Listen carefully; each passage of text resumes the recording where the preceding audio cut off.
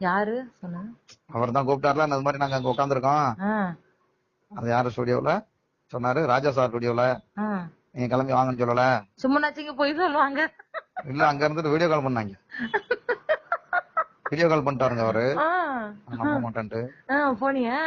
இல்ல, போகல. நான் தான் அங்க இருந்தேன்ல. எங்க இருந்த?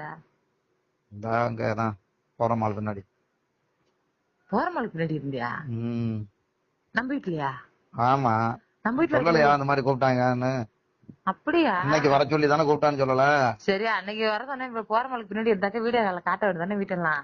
நான் அங்க இருக்கும்போது பண்ணல.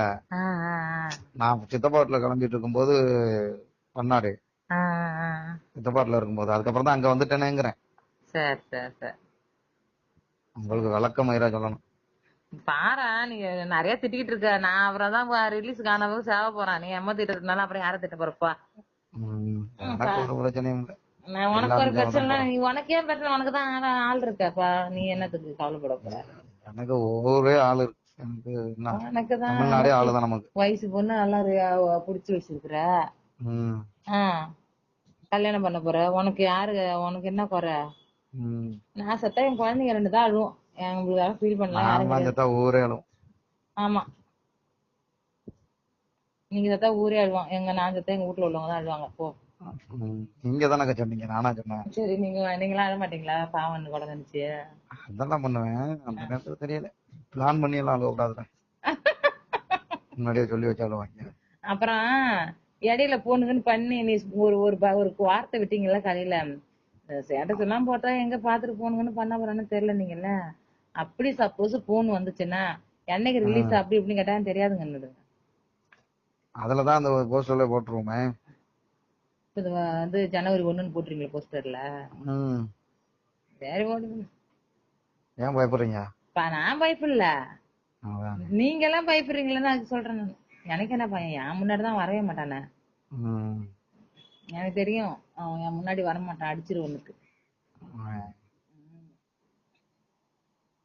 என் முன்னாடி வரமாட்டான் தானே என் பின்னாடி குத்திட்டு கிடக்குறான் எல்லாரையும். அவனோட லேப்டாப் எடுத்துட்டு வர சொல்லிடுறேன் பையனை. அங்க இருந்து அப்படியே வெளியிட்டுட்டு அப்படியே சாயங்காலம் 6 மணிக்கு அப்படியே அந்த பாட்டை யூடியூப்ல போட்டு விட்டுருங்க.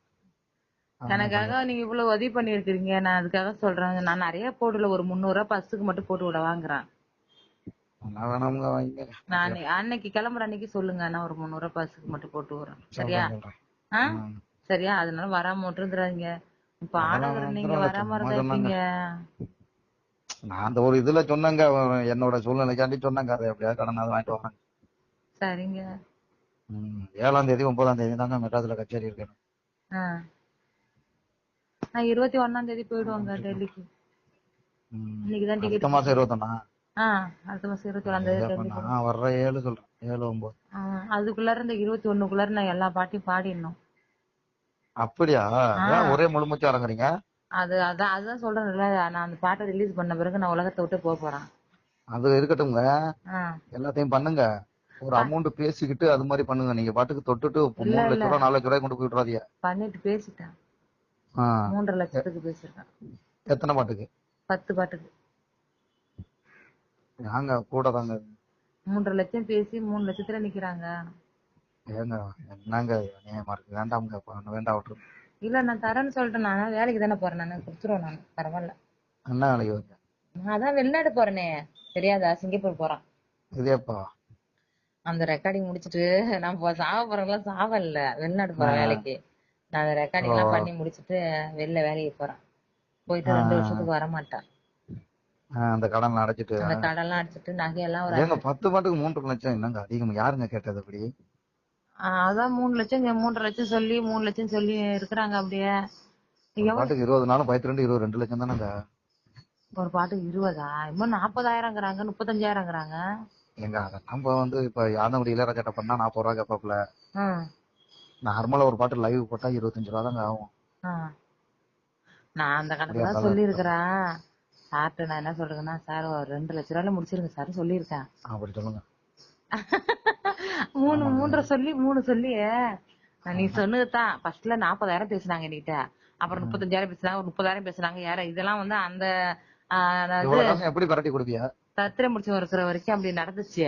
சரி, எப்படி தட்டி கொடுப்பியா? அதுக்குதான் வேலைக்கு போறேன்ற. இப்ப கொஞ்சம் அட்வான்ஸ் குடுத்துருவான். ஏங்க போயிட்டு நீங்க எப்பங்க போய் வேற 2 வருஷம் சம்பாதிக்கிறதுக்கு? அதுக்கு முன்னாடியே தான் நீங்க பாட்டு பண்றதுக்கு நகைய வச்சு குடுக்குறோம். ஓஹோ. ஒரு ஜெயின் வச்சிருக்கான்.